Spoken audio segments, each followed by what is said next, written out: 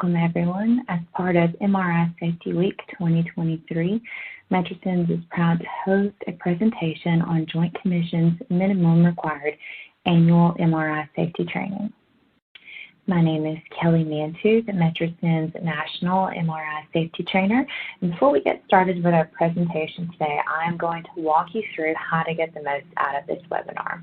In the yellow circle on the left in the box that says Ask a Question, you may submit questions here at any point for the duration of the webinar. At the very end of the webinar, we will take some of those questions and answer them. Today's webinar is on Joint Commissions and minimum required annual MRI safety training, and that will be presented by Tobias Gilk. We are offering CE credits for today's presentation. You must watch a minimum of 40 minutes to get that CE credit. At the end, we will have about 15 to 20 minutes with questions, and that part is optional, but in order to get your CE credits for this, you must watch at least 40 minutes. Once it is over, you can click View a Certificate to get your certificate for that.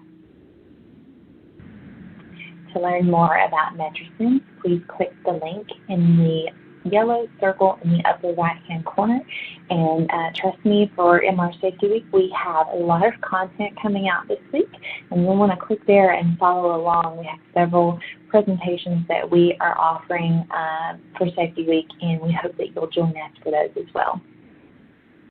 And the yellow circle at the bottom of the screen is going to be your toolbar. If you need help during the presentation, you will click, we'll go left to right, the question mark. The next slide, the blue icon is to view the slides. The play icon would be to configure the media player. You can also submit questions with the chat bubble icon, so that's the one with the question mark in it. The paperclip, if there was any related content on a slide, you could click that. The person icon will take you to mine Toby's bio, and then the ribbon icon is for your certification. And remember, that is a 40-minute minimum to get that certification. All right, guys, without further ado, let's get started. Toby, the floor is yours. Thank you, Kellye, and welcome again, everyone, to Joint Commission's Minimum Required Annual MRI Safety Training webinar. I am your presenter, Tobias Gilk. A little bit about me. My day job is I am an architect with the radiology planning and design firm RAD Planning. I am one of the founding board members of the ABMRS, the American Board of Magnetic Resonance Safety. I'm a 2 times past member of the ACR's MR Safety Committee and a 3 times contributing author. 2007 ACR guidance document, 2019 updates and critical information, and the 2020, which at the moment is still the current ACR manual on MR safety. I'm the founder of Gilk Radiology Consultants, and through GRC, I am a consultant to Metrasens. So let's talk about MR safety in general and accreditation's role in MR safety before we get into the specifics of Joint Commission required training. If you look at the US FDA adverse event data and you look at the MRI classified adverse events, and actually I broke it down a little further. This is actually based on a study I did with Dr. Emmanuel Canal that got presented at the 2012 RSNA.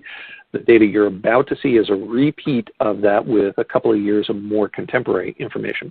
But if you look at MRI classified injury accidents, 95% of the MRI classified injury accidents fall into one of 3 categories: burns, projectiles, and hearing damage. So if we can effectively address those injury accidents, we could put a huge dent in MRI adverse events and a huge dent in MRI injuries. Let's break those down. shall we? So let's first look at projectile-related injury accidents. So in the original study I did with Dr. Kanal and the update with the data you see now, we looked at 3 existing best practice preventions for projectile-related injury accidents. The best practice protections were taken directly from, at the time, we took them directly from, I believe it was the 2007 ACR guidance document. These recommendations have continued forward and they're in the 2020 manual. But the 3 things that we looked at were utilizing the ACR 4-zone access control model, utilizing ferromagnetic detection, and conspicuous labeling of objects or devices that live within the controlled access part of the MRI suite, zones 3 and 4. With those 3 preventions, looking at the injury accidents, that there was enough information to actually identify causation and what might have interrupted the causation, 69% of the injury accidents in the 2 years worth of data that we looked at could have been prevented with one or more combination of these 3 existing best practices, 69%. Now, the 31% that it wouldn't have helped, those were MR service personnel. So if you take them out of the equation, it was 100%. These 3 preventions were 100% effective in clinical situations. Service personnel, we got to work on separately. So that's projectiles. What about burns? So we did the same thing. 3 existing best practice preventions, utilizing a centimeter of air gap or padding, or whatever your manufacturer stipulates, between the patient and the transmitting RF element, removal of any electrically conductive materials or use of MR conditional conductive materials that need to be there, and then prevention of large caliber body loops. And of these 3 preventions, one or a combination of all 3 of them could have prevented 94% of the reported burn injury accidents. 94% prevention using 3 existing established best practices from the literature, long-standing in the literature, right? Okay, so that's projectiles, that's burns. About hearing damage. Now, shown on the slide here are 3 preventions, only the first of which we actually measured the performance of because we were using, or at least we were measuring the use of best practices that appeared in the 2007 guidance document on safe MR practices. That first prevention is to require the use of hearing protection. Now, that one protection only would have prevented about 11% of the auditory injury reported cases, which suggests simply giving patients hearing protection alone is not sufficient. So Dr. Kanal and I actually added 2 and 3. And by the way, number 2 is in the 2020 manual. Verify fit and function of the hearing protection that you provide before the MR exam begins. And number 3, provide some alternative means of hearing protection if the patient can't or won't use in-the-ear compressible foam earplugs. If we look at Joint Commission diagnostic imaging standards, and we will get to the training here in just a minute, if we look at the standards and we look at the explicit preventions that we know are going to have significant benefit to patient safety, Joint Commission gets partial credit in their diagnostic imaging standards for zones, the 4-zone principle, but they don't actually require any of the other practices. For some of them, they require that there is training on the associated risk. They just don't require the actual practice that would prevent the patient harm. And lest you think that accreditation, Joint Commission or anyone else's, is some sort of assurance that bad MRI things can't or won't happen at your site. You may be familiar with this picture. What you may not know is that this particular facility where this accident occurred was a Joint Commission accredited facility. And that accreditation did not prevent this accident from happening. And when asked about accreditation and its ability to prevent this particular accident, the Joint Commission essentially sent this letter to me, which says, thank you for letting us know that this thing happened. We knew already. And yeah, we're on top of it. We might talk with the site. We might follow up with the site. We might actually go to the site and have a conversation with them in person. What's not indicated in the letter that I received anyway is exactly where we go from there. What changes might be indicated for Joint Commission accreditation or Joint Commission accredited facilities to help make adverse events, injury accidents, like the one we were just looking at, less likely to happen. And it's worth mentioning that Joint Commission doesn't directly require the facility design things such as ferromagnetic detection system. They describe kind of the zones, which is why I gave them partial credit in that score sheet. But Joint Commission invokes a design standard called FGI, or Facilities Guidelines Institute. And that design standard is the default design standard for Joint Commission accredited facilities.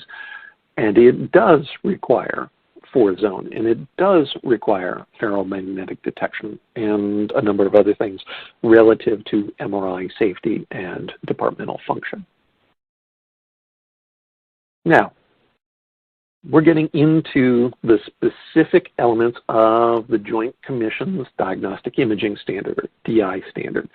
Now, the DI standard covers PET, NUCs, as well as CT, the Advanced Diagnostic, or ADI imaging, Advanced Diagnostic Imaging modalities.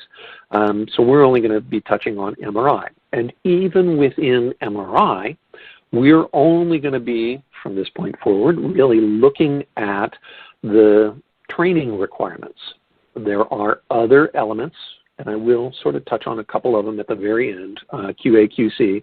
There are qualifications requirements for medical physicists, adverse events recording, but not reporting, which I find odd.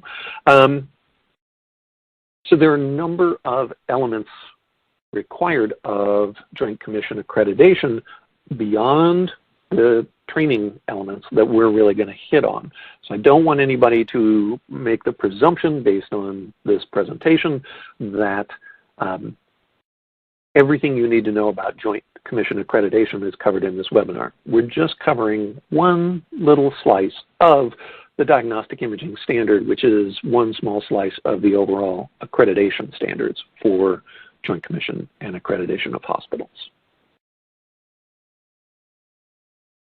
We're going to talk, and I keep on teasing this, don't I, and I don't get there. We're going to talk about the training requirements, but a bunch of the MRI safety requirements are predicated on the idea that the facility has an MRI risk assessment in place.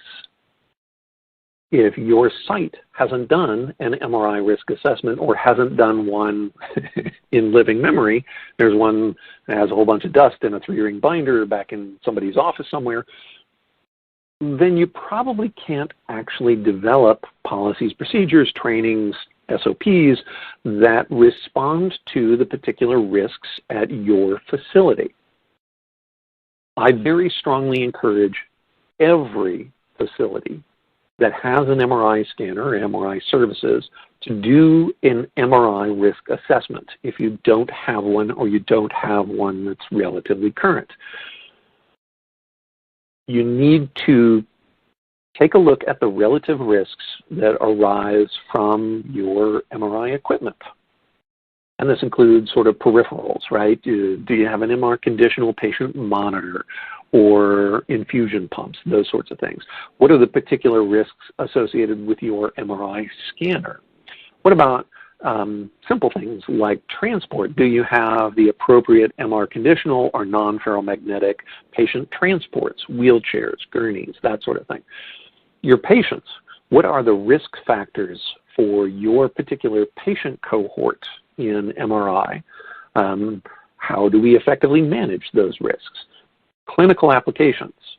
What are we doing to that patient cohort with these MRI scanners and peripherals or whatever? Are we doing image-guided biopsies? Are we doing heavy sedation or general anesthesia for any of these patients? Any other image-guided interventional types of procedures? What are we doing to our patients in these magnets that may present additional or confounding risks as well? And you can begin to kind of chart these based on the likelihood of a negative outcome and the severity of those negative outcomes. And that will help you begin to really quantify what are the priorities in terms of responding to MRI risk. Ultimately, your response to MRI risk comes in the form of your policies and procedures.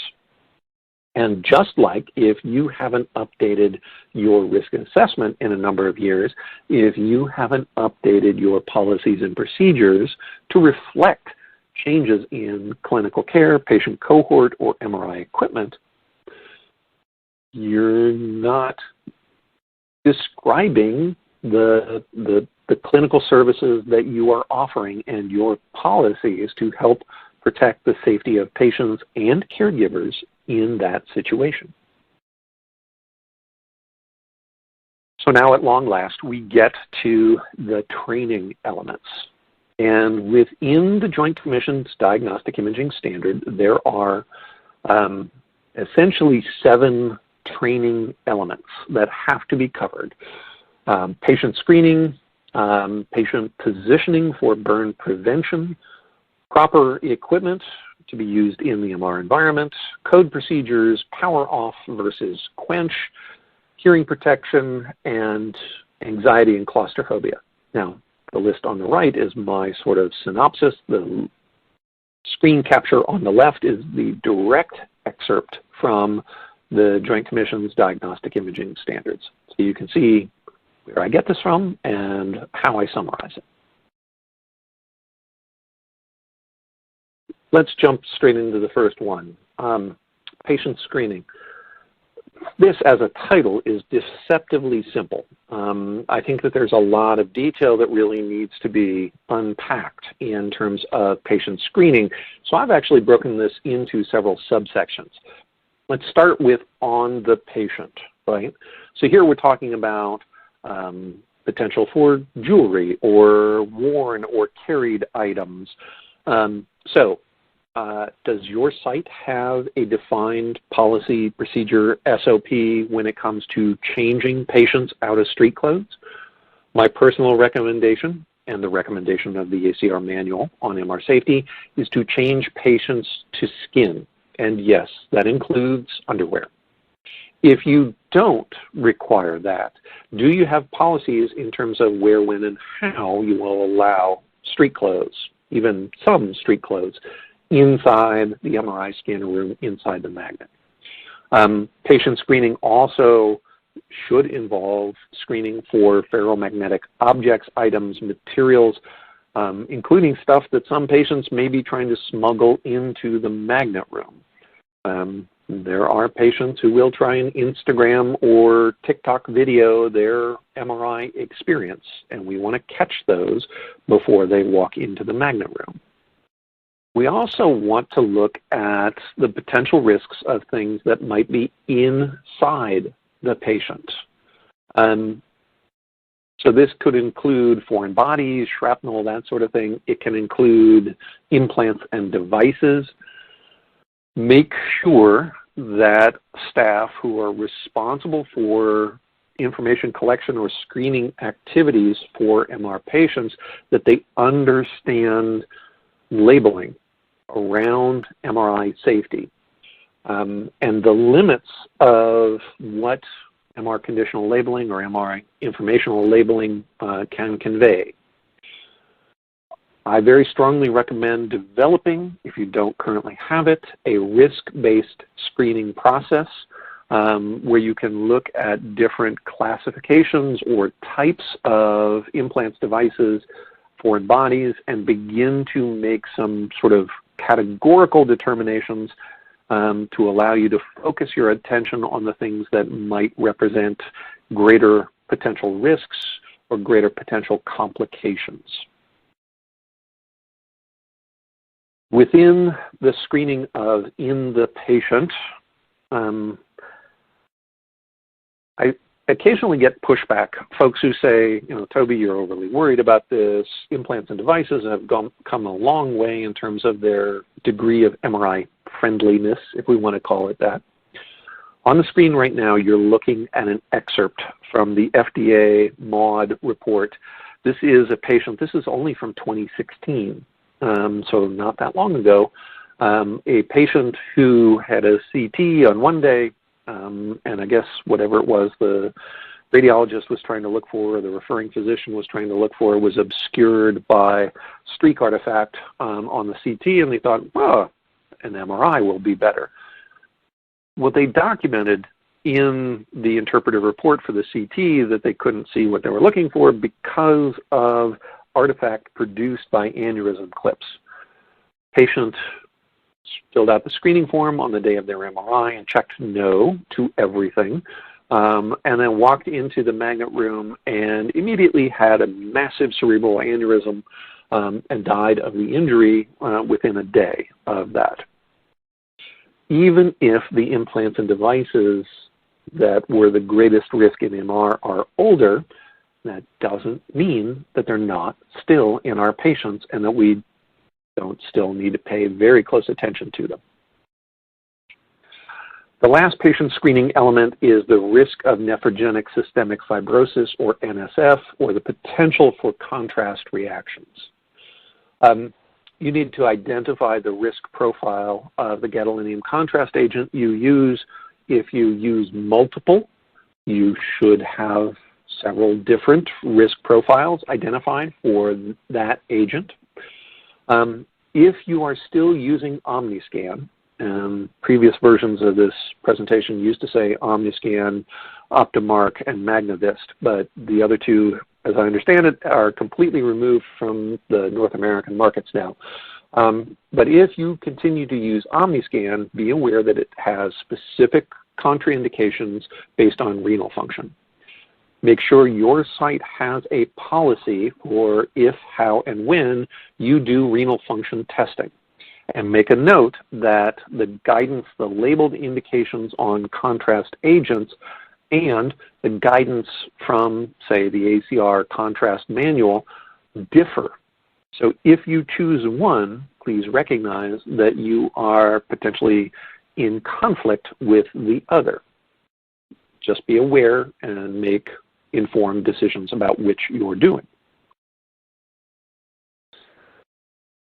Item number 2 on the training, positioning for burn prevention, which again is sort of this unhelpfully vague, open-ended title.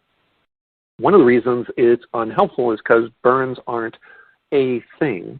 Burns follow at least 3 different major causal pathways.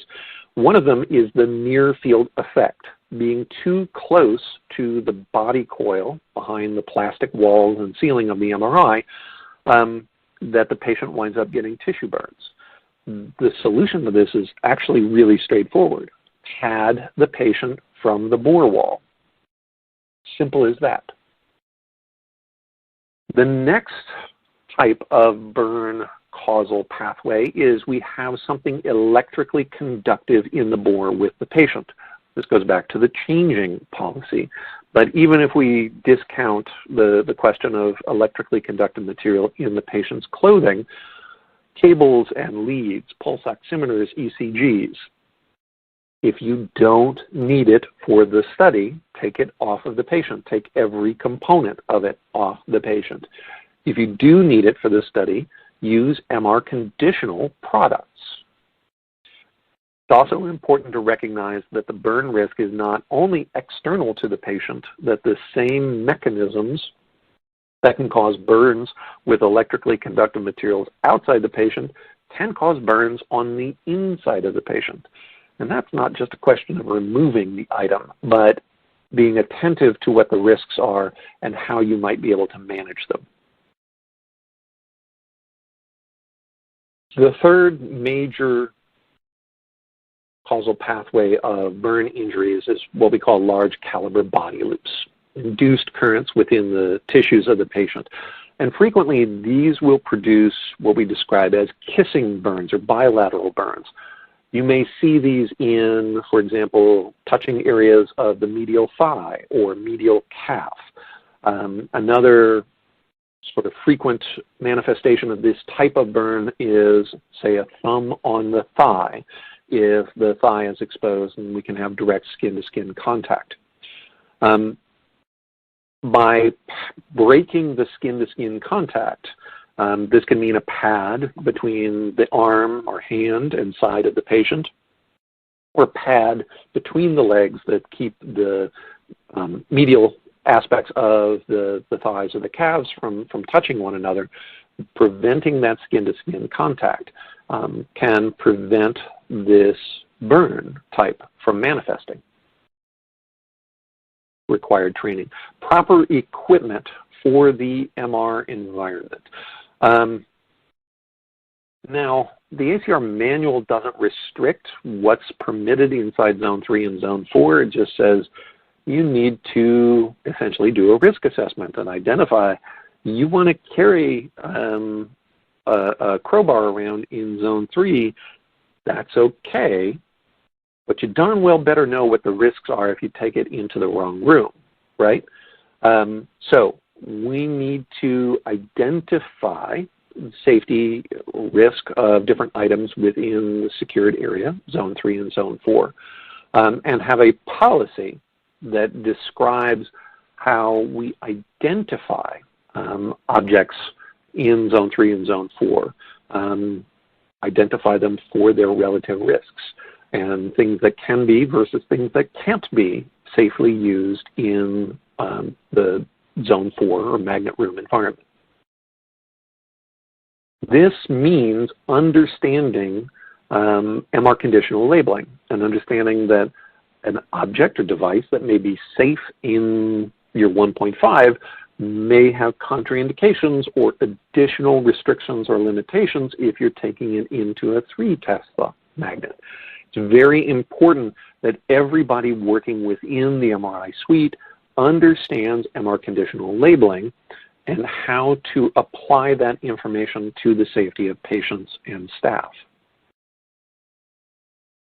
Item number 4, code procedures.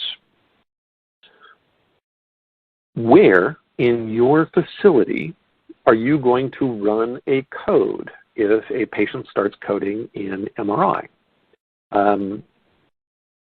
Some sites that I'm aware of simply say, yeah, codes don't happen in MRI. If we perceive that a patient is in respiratory distress, we will remove them from the magnet, even if respiratory distress means they're not breathing and they don't have a pulse.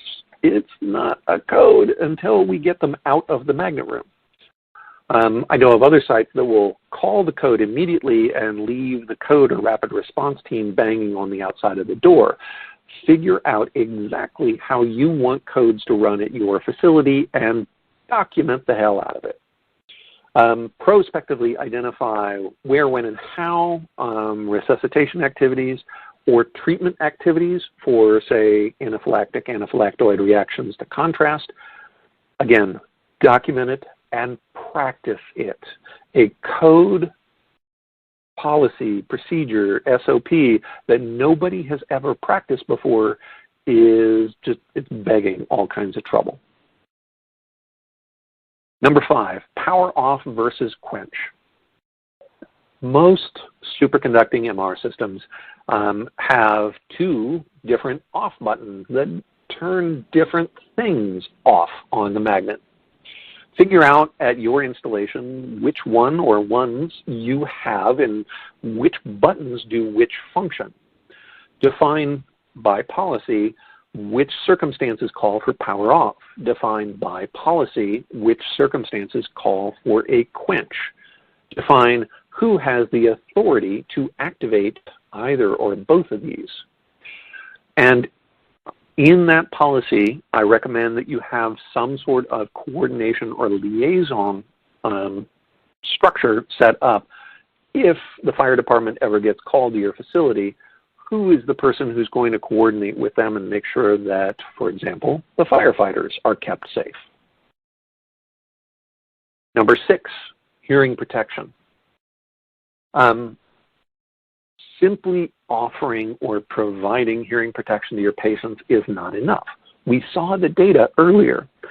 89% of the hearing injuries, auditory injuries, are from patients who were offered hearing protection, right? Now, absolutely, at a minimum, you need to do this. My recommendation is to require hearing protection. My recommendation is to have instruction for your compressible foam earplugs so that patients know how to deploy them correctly, and to verify fit and function. And I would also suggest having an alternative means whenever possible. Item number 7, patient anxiety and claustrophobia.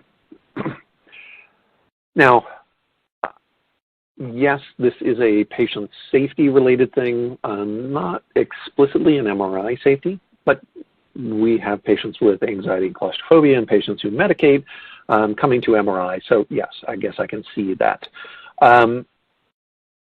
We need to make sure that for outpatients, or I suppose even for inpatients, how we handle patients who have self-medicated.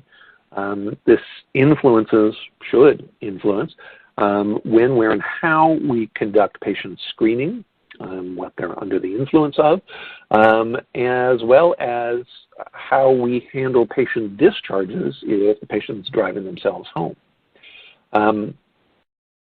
Claustrophobia itself, unless and until we get into sedation, is really sort of a throughput patient experience kind of thing, in my opinion. It's only when we get into the medication side of this that I think we really sort of elevate it to a patient safety point of view. So those were the 7 minimum Joint Commission annual MR safety training elements. Do not think for a second that just because this is what the Joint Commission minimums are, that this is comprehensive and this covers everything that you need to know for your site, your patients, your magnets. While the Joint Commission, at least not yet, does not require this structure, I very strongly recommend every site have an MR medical director, MRMD, an MR safety officer, MRSO, and have available the services of the MRSE, the MR safety expert. This, I think, is extraordinarily important to build the personnel structures behind MRI safety. And if you're going to put people in these positions, train them, credential them in these roles. I recommend if you are having an MRMD, MRSO, MRSE, get them advanced MR safety training and get them credentialed for their patient safety role. Another thing I want to bring to your attention is that just because we've identified the Joint Commission's minimum safety training requirements does not mean that's the only minimum you have to meet. If you are participating in CMS reimbursement in a hospital setting, CMS actually has a specific requirement. Now it's not specific to MRI, this is to all of radiology services. Training required by personnel permitted to enter the area where radiology, MRI services are provided. Facilities, in order to comply with CMS, are required to provide MRI safety training to all persons permitted to enter the MRI area. If you are not providing annual MRI safety training to anesthesia teams or respiratory teams or nursing teams who are accompanying patients into the controlled access areas, into Zone 3 and Zone 4, if you are not providing those people with MRI safety training pertinent to their roles, you are not meeting the CMS minimums. So, the long and the short, this information in this presentation is in fact necessary, but it is not, in my opinion, sufficient for comprehensive MRI safety training. This training content is required for MR technologists or system operators, but at your site, you may have other people, other circumstances that require training or training material development and content that aren't covered in this.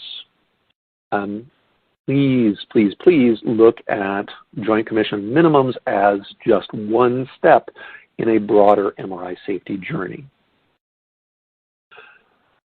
Now, I said I was going to give you just one or two little tips on some of the other Joint Commission diagnostic imaging standards outside of the training requirements. One of them I want to share with you is related to ferromagnetic objects. There is a quality control diagnostic imaging standard at Joint Commission that requires that you document every time a ferromagnetic object that has not been prospectively identified and cleared as being safe, if that cell phone in your pocket steps across the threshold of the room, even if you recognize you have your phone in your pocket, you turn right around and come right back out, that is a documentable event. You are required to document and record that. If a nurse says that she's emptied her pockets and walks in with a click pen or a laryngoscope or a pair of trauma shears in her pocket, again, even if immediately she turns around, comes back out and takes that out, documentable event. And if a ferromagnetic projectile not only makes it into the room, but somehow goes flying and injures somebody, that's a second level documented event. You need to document not only that it crossed the threshold, but that it also produced an injury. On behalf of Metrasens, on behalf of myself and Gilk Radiology Consultants, thank you for joining us. I hope that you are having a very productive MRI Safety Week and that you are learning new and interesting things that will improve practice and things that you can share with your colleagues. Thank you very much for joining us today. And Kellye, I guess I'm going to turn it back to you. What questions have people submitted so far? And if you haven't submitted your question, there's still a little time to do it. Kellye?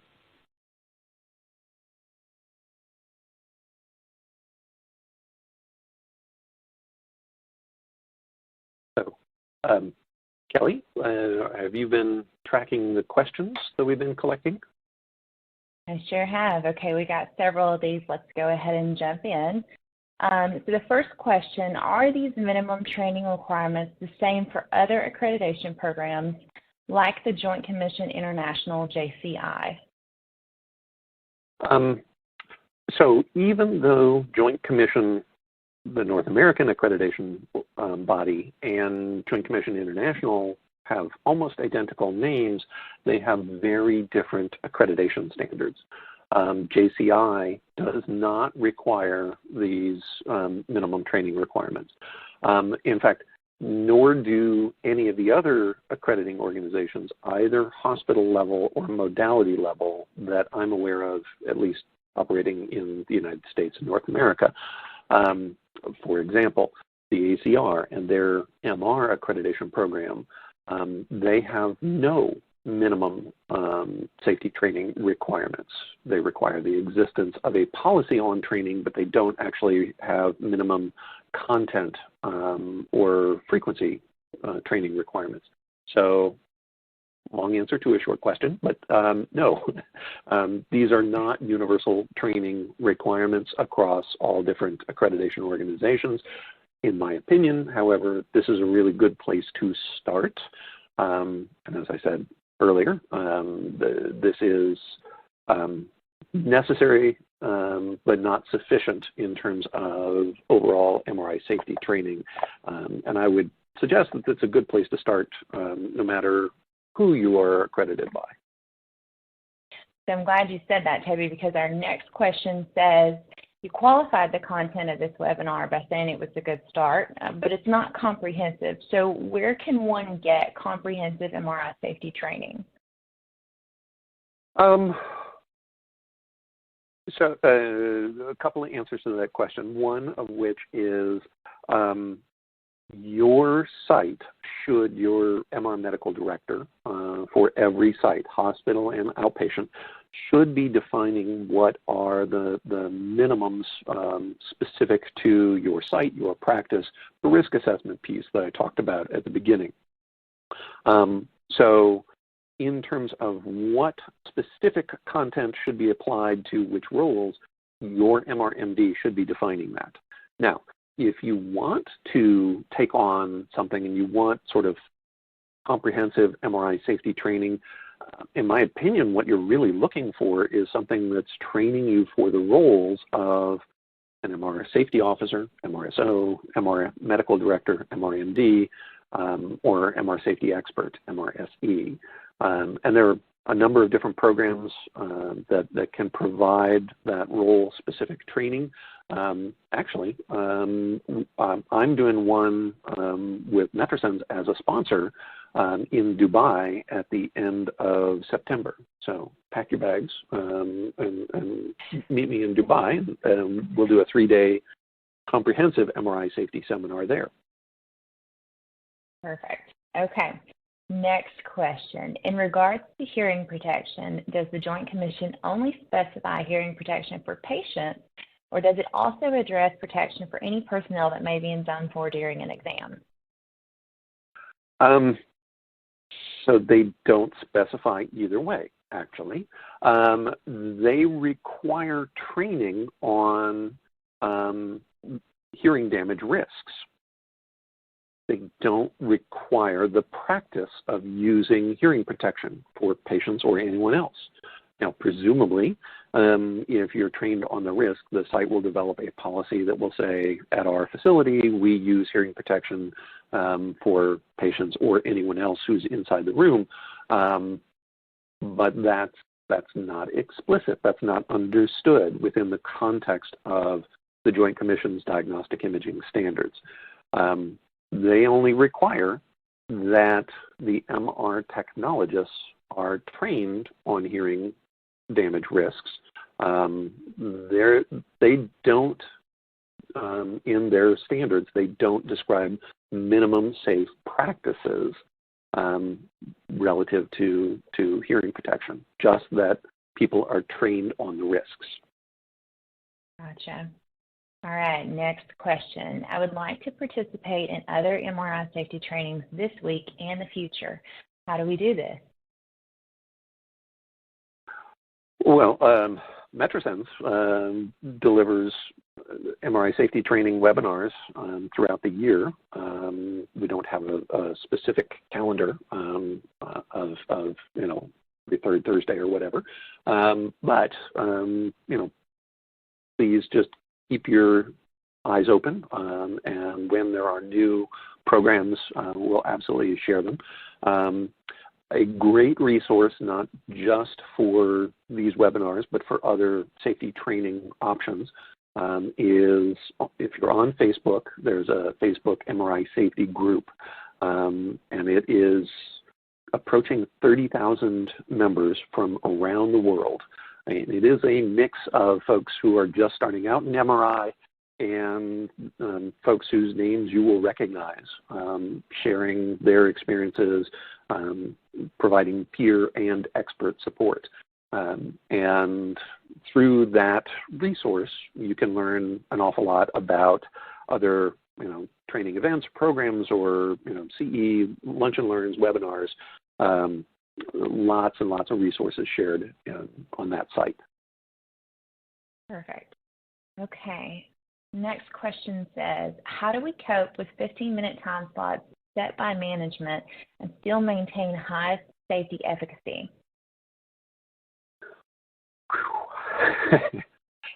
We could do a whole webinar on that topic alone. Right. So there is no silver bullet. There is no single solution.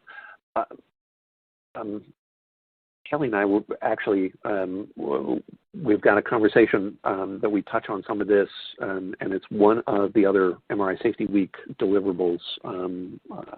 Is it Thursday, perhaps, where we talk about some of the risks and some of the concerns that we have about technologists and increasing pressures and that sort of thing.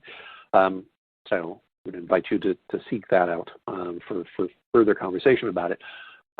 In my opinion, the problem with 15-minute, patient schedule windows is not that it's 15 minutes. It's that we haven't changed the structure or the resources that we're giving to technologists who are now expected to do 15-minute patient schedule windows. We haven't given them anything more, anything different, anything more efficient than when we had 30-minute patient windows or 45 minute schedule windows. So we're essentially putting all of the additional burden on the scanning technologist to handle and accommodate increasing throughput. In my opinion, if we actually deconstructed the operational model and we said, okay, if we're having a scanning tech, how can we have that person scan? Because in 15-minute schedule windows, that's pretty much the only thing they can do. They can't be answering the phone or juggling the schedule or doing implant and device lookups, trying to call referring physicians for ambiguous information on the screening form. If you're doing 15-minute schedules, the scanning tech needs to scan, and that's it, which means we need to bring support personnel to handle all of the other stuff that the scanning technologist has historically taken care of. I think that if we did something like that, 15-minute patient windows would not be seen as, unduly burdensome. It's just the fact that we keep asking this one person, the scanning MR tech, to take on more and more and more responsibility and job duties without anything structural to really help them do that. I think that that's unfair. I think that in many locations, we have gone way beyond what is reasonable to ask of the scanning technologist in terms of workload and throughput expectations. And I think we need to re-engineer our systems and come up with better ways to not overburden that person. Yeah, I agree, Toby. The scans got quicker, the duration got shorter, and the workload got a lot heavier, not just from a patient standpoint, but from a reviewing, a screening standpoint as well, because we're scanning more implants now than ever. All right, so our next question says, thank you for your presentation. How can we push Joint Commission to increase minimum MR safety requirements and perhaps mirror the ACR? Those are two very different questions. I'm going to answer the second one first in terms of mirroring the ACR. If we're talking about the ACR manual on MR safety, I've said it before, I will say it 1,000 times again, the ACR manual and MR Safety and its antecedent documents is, in the world, the best practice tool for defining MRI Safety. So I would love to see Joint Commission incorporate more of the practice elements in the ACR manual. But if we're talking about getting them to copy what ACR MR accreditation does, in many respects, ACR MR accreditation is even more loosey-goosey in terms of specific accident prevention, harm prevention practices. ACR MR accreditation is looser in many respects than Joint Commission's, which is difficult to hear when we know the ACR and their practice manual is, ironclad. It is fantastic. ACR MR accreditation is really bringing the weak sauce when it comes to MRI safety preventions.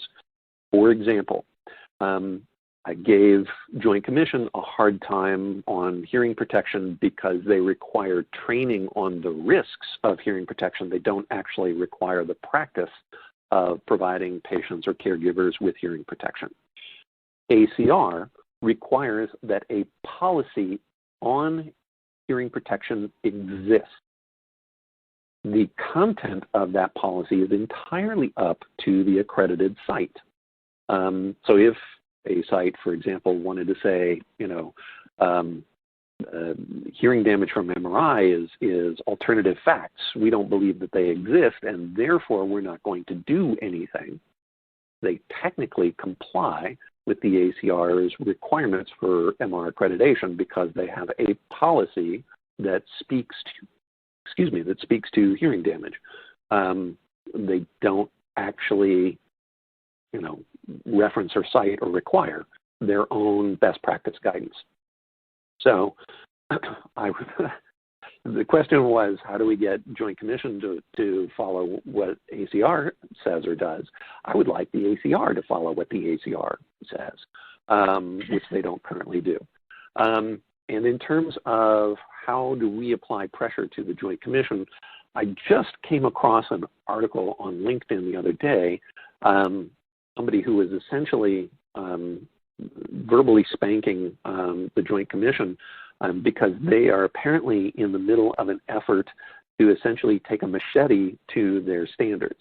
The subtext of the article was Joint Commission, because they compete between and among other accrediting organizations, feels as though they're a competitive disadvantage if they have more standards, more requirements for a hospital than the CMS minimums, because there are other accrediting organizations that will only enforce the absolute minimum.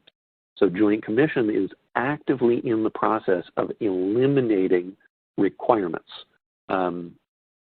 I got no problem with an organization that purports to be, the standard bearer for quality and safety. I got no problem with them streamlining their standards, but the idea that we're going to come at them with a machete to, make it easier to pass so that, people don't leave us to go to a different accrediting organization, that I can't get behind.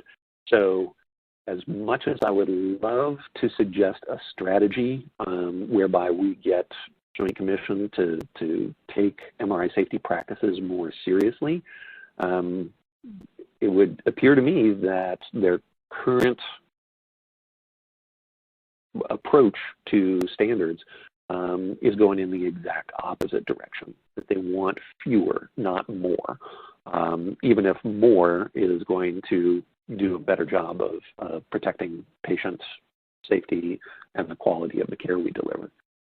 I really wish I had a better response to that question, but I am very pessimistic about getting Joint Commission or any of the accrediting organizations really to make significant improvements in their standards for MRI safety. Goodness. Okay, let's do another one. Is there a guideline? Is there a guideline that can be referred to on how to conduct an MR risk assessment? That's a great question. I've actually sort of kicked around the idea of trying to produce some sort of guideline. I'm going to share with you sort of my three-legged stool of MRI risk assessment. In my opinion, if you are doing a risk assessment for your MRI service, you need to be looking at three attributes. And then there are lots of components within each attribute. So the physical environment, your zones, your access controls, your line of sight. Do you have medical gases to support high acuity patients if you treat high acuity patients? Infection control, are you doing the right things for the level of care, the level of patient acuity that will be at the site? Do you have the right infrastructure? Do you have MR conditional patient monitors or infusion pumps and that sort of thing? All of those sort of wrapped up in the physical environment piece. Second element is operational, right? How do we staff? How do we train? What are the expectations? How do people report to one another when there are quality or safety related concerns or questions? What's our process for handling patient screening? What's our process for handling patient screening? All of those sort of logistical aspects of running the MRI center.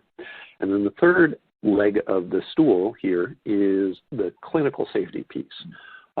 Who are our patients? What are their acuities? How do we manage patients with higher acuities? If we're working collaboratively with other clinical services such as cardiology or respiratory or nursing, how do we coordinate those activities and how do we define what are your responsibilities versus what are my responsibilities? What are the clinical policies and procedures? Are they effectively tied to best practices? And do we reconcile what's in clinical policies and procedures against the way we actually take care of patients on any given day? So those three elements, if you're looking at the physical environment, if you're looking at the operational piece, and you're looking at the clinical piece, not only individually, how they stand alone in each one of them, but also the integration. Like a three-legged stool, right? You want the three legs of the stool to be equal in length, equal in the attention that we give them to make sure that the overall MRI safety practice at the site is effectively coordinated and balanced between physical environment and operational model and clinical. All right. Well, Toby, thank you for that. Thank everyone for your attendance today. We're so happy that you joined us. I know it's MR Safety Week and there's a lot going on, so we're so glad that you tuned in to ours. Remember that you can download your certificate for your CE, but it'll also be emailed to you, and that should come within 24 hours. This webinar will be available on demand for the next 24 hours at the same link that you used to get here today. We hope here at Metrasens that you'll join us for the rest of the week. We have a lot of content planned out. Toby mentioned earlier that he and I are doing a couple of discussions the rest of the week, and so we hope that you'll join us for that. And thank you again for today. Thank you all for joining us.